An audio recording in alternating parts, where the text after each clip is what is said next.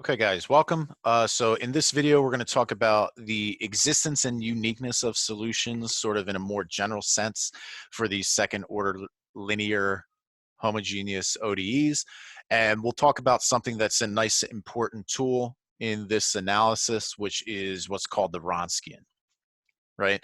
So what we're now going to look at is our homogeneous second-order linear ODE, again, sort of in the standard form. But now these P of X and Q of X are going to be variable coefficients, right?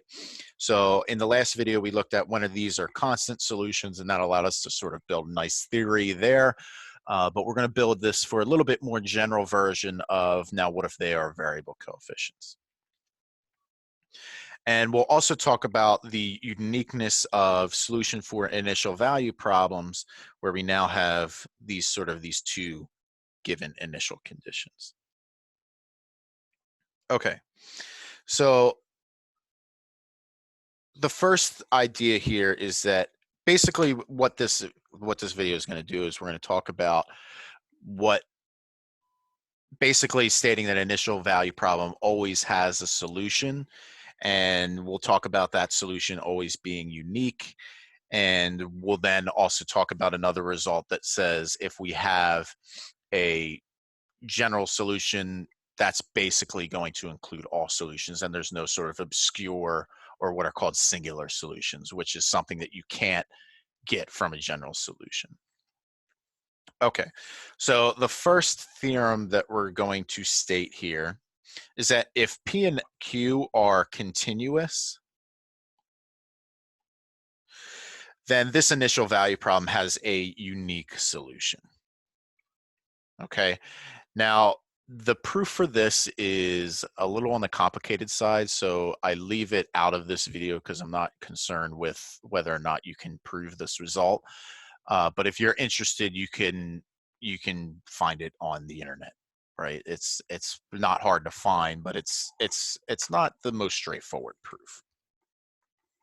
Okay, but anyway, moving on.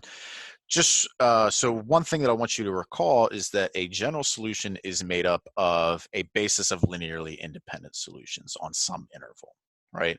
And of course, what do these two definitions mean? This means that, of course, you have something that's linearly independent if this equation k1 times y1 plus k2 times y2 equals 0 implies that each of those constants k1 and k2 have to be 0.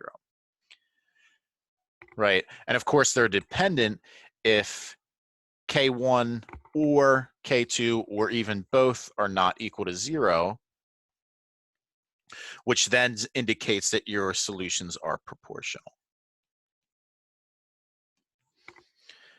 Right, and of course we only consider a basis of solutions when they are linearly independent.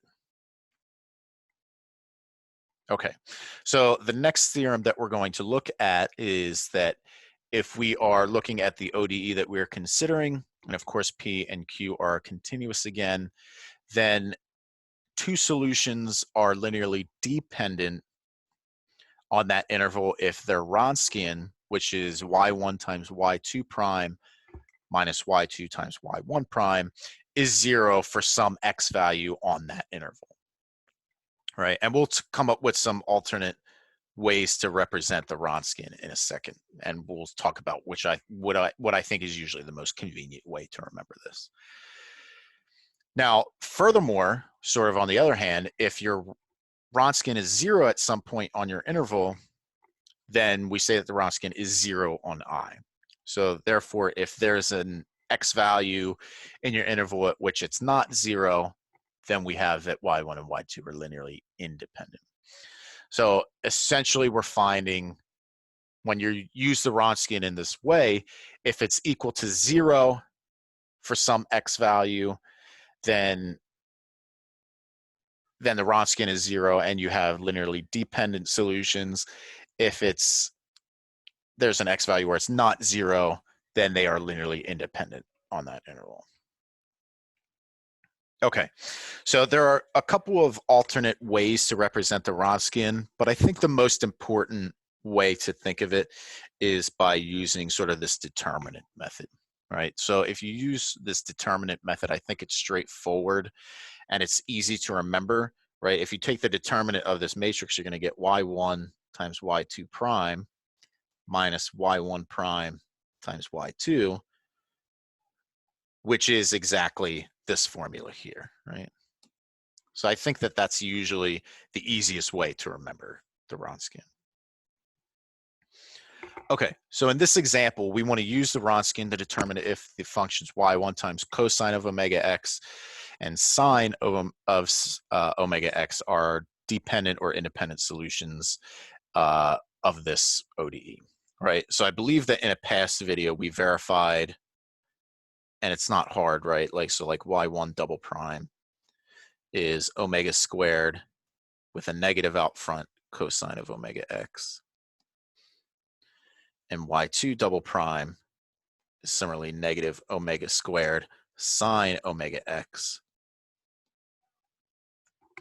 So I think it's easy to see that these definitely satisfy the ODE. But now comes the question are whether or not they are dependent or linearly independent, right? So if we use the Wronskian, we want y1, y2, y1 prime, y2 prime, and we want to take the determinant of that. So in this case, our y1 is cosine of omega x. Our y2 is sine of omega x. Derivative of cosine is negative sine with an omega out front. And derivative of sine is a cosine with an omega out front.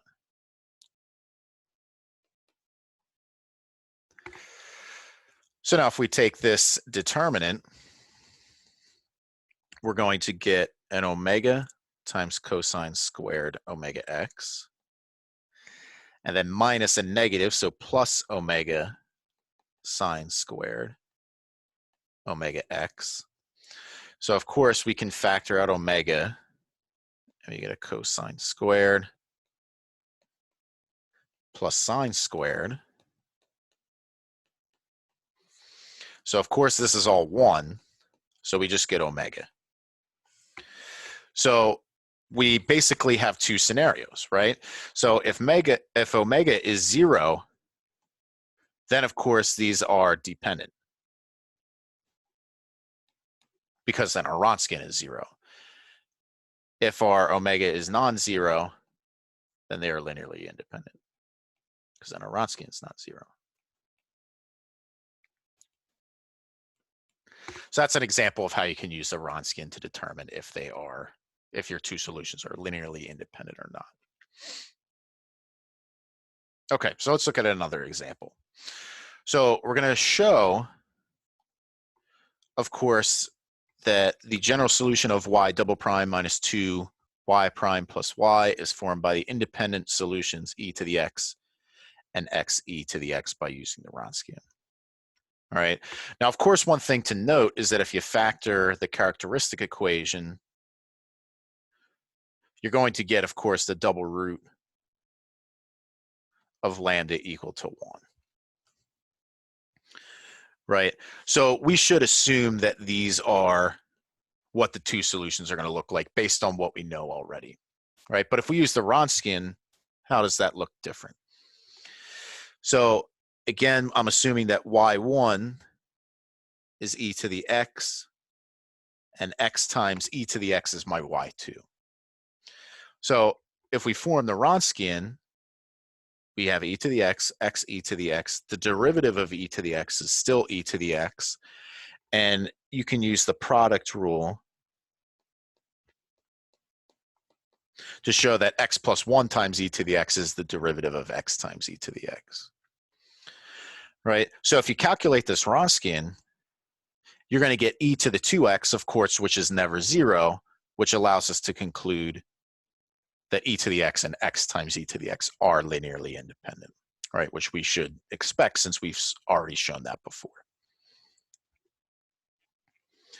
Okay, now the last couple theorems that we're going to discuss here are going to wrap up this video, just some sort of important things that we'll need going forward. And the first one states that if our P and our Q are continuous, on our interval, then this ODE that we're concerned with has a general solution. So a general solution can be found, right? Which of course is nice. Now, the next thing that we need is sort of going to talk about what the form looks like for this equation. Of course, so if P of X and Q of X are continuous, then every solution that we can find will have this form, right? Where of course y1 and y2 are basis of solutions, meaning that they're linearly independent. So this can always be found, which is a pretty powerful result. Right. And of course, more importantly, what that means is that there aren't going to be some obscure solutions that you can't find, that you would have to find outside of this sort of the form, right? So that's another powerful result too. Once we have the solutions of this form, we know that we have all of the solutions. Okay, so that wraps up this video on looking at the existence and uniqueness of solutions for our homogeneous ODEs, as well as talking about the Wronskian. So I hope you enjoyed, and I'll see you next time.